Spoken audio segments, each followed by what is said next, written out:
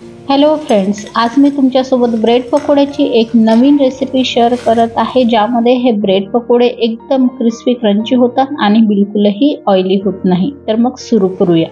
ब्रेडचे पकोडे बनवण्यासाठी इथे मी 5 ब्रेडच्या स्लाइस घेतल्या आहेत। एका बाउलमध्ये पाणी घ्यायचं, त्या पाण्यामध्ये एक एक ब्रेडची स्लाइस अशा प्रकारे एकदम हलक्या हाताने बुडवायची आणि या स्लाइसमध्ये जेवढंही नंतर पाणी आलेलं आहे ते पाणी अशा प्रकारे हाताने पिळून काढून घ्यायचं।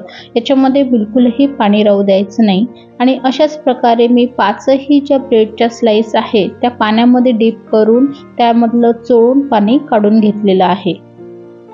तर आता इथे मी 2 कच्चे बटाटे घेतले आहेत, साल काढून धुवून घेतलेत। एक जाड किसणी घ्यायची आणि या जाड किसणीने हे बटाटे किसून घ्यायचे।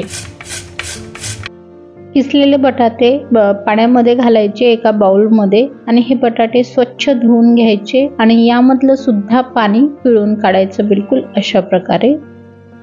बटाट्यामध्ये सुद्धा पाणी राहायला नको। पिळून घेतलेले बटाटे जे आहेत किसलेले ते ब्रेडवर घालायचे। सोबतच इथे मिरची आणि कांदा घालायचे। 3 ते 4 हिरव्या मिरच्या घेतल्यात बारीक कापून आणि 2 मीडियम साइजचे कांदे घेतलेत उभे स्लाइस करून, ते सुद्धा घालून घ्यायचे। नंतर यामध्ये बारीक चिरलेला भरपूर असा कोथिंबीर घालायचा। चवीनुसार मीठ घालायचे। इथे मी 1.5 टीस्पून एवढं मीठ घातलंय। 1 टीस्पून जिरं घालायचं। 1/4 टीस्पून हळद घालत आहे। अर्धा टीस्पून इथे मी लाल तिखट घातलंय, कारण चिली फ्लेक्स घालणार आहे मी म्हणून लाल तिखट कमी घातलंय। 1 टीस्पून चिली फ्लेक्स घातलेले आहे, तुम्ही स्किपही करू शकता।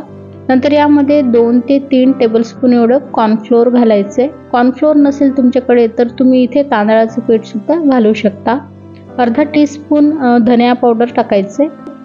सगळं मिश्रण आता व्यवस्थित मिक्स करून घ्यायचं। पाणी बिलकुलही घालायचं नाहीये। पाणी न घालता ब्रेडच्या आणि बटाट्याचं जे मॉइश्चर आहे त्यामध्येच हे मिश्रण पूर्णपणे मिक्स करून घ्यायचं आहे। या मिश्रणाला बाइंडिंग आली पाहिजे अशा प्रकारे मिक्स करून घ्यायचं।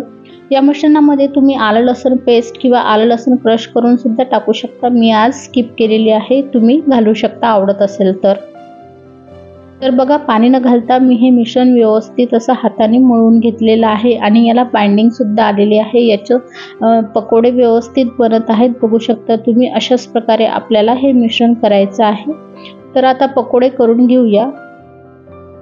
पकोडे तळण्यासाठी कढईमध्ये तेल गरम करायला ठेवलं होतं मीडियम फ्लेमवर। तेल गरम झालं की यामध्ये तुम्हाला आवडतील त्या साइजचे छोटे छोटे पकोडे घालून घ्यायचे आणि हे पकोडे मीडियम फ्लेमवर छान क्रिस्पी आणि कलर चेंज होईपर्यंत तळून घ्यायचे। मीडियम फ्लेमवरच तळायचे। लो फ्लेमवर तळले तर तेल ॲब्सॉर्ब होईल आणि ऑइली होतील। साधारणतः 3 ते 3.5 मिनिटात हे ब्रेडचे पकोडे तळून तयार होतात। बघा, एकदम क्रिस्पी आणि क्रंची असे हे ब्रेडचे पकोडे तयार झालेले आहेत। अशाच प्रकारे संपूर्ण पकोडे मी तळून घेतलेले आहेत आणि जेव्हा हे पकोडे थंड होतील तेव्हा जास्त क्रिस्पी होतील। त्यामुळे गरमही खाल्ले तरी चांगले लागतात आणि थंडही खाल्ले तरी छान लागतात। तर हे क्रिस्पी क्रंची असे ब्रेडची नवीन रेसिपी करून बघा।